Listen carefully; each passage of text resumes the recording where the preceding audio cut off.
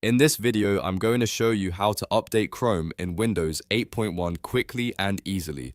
Keeping Google Chrome up to date is important because it helps improve performance, fixes bugs, and keeps your browser more secure.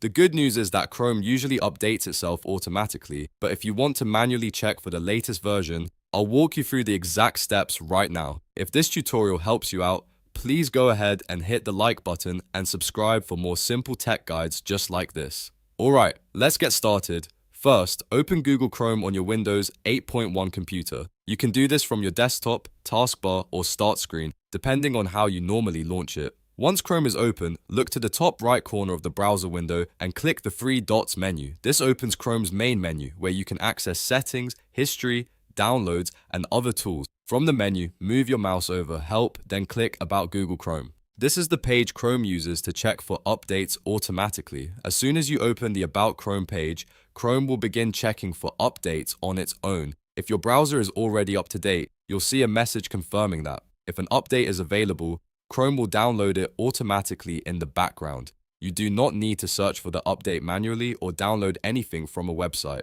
Just let the browser do its thing and wait for it to finish. Depending on your internet speed and the size of the update, this may only take a short moment. Once the download is complete, Chrome will prompt you to relaunch. You'll usually see a relaunch button appear. Click relaunch to finish installing the update. Chrome will close and reopen, and the new version will be applied. After it restarts, your browser will be fully updated and ready to use. That's all there is to it. Updating Chrome in Windows 8.1 is simple, and checking the About Chrome page is the best way to make sure you're running the latest version. This helps keep your browser secure, stable, and running smoothly. If you found this video useful, please like the video, subscribe to the channel, and turn on notifications so you don't miss the next tutorial. Thanks for watching, and I'll see you in the next one.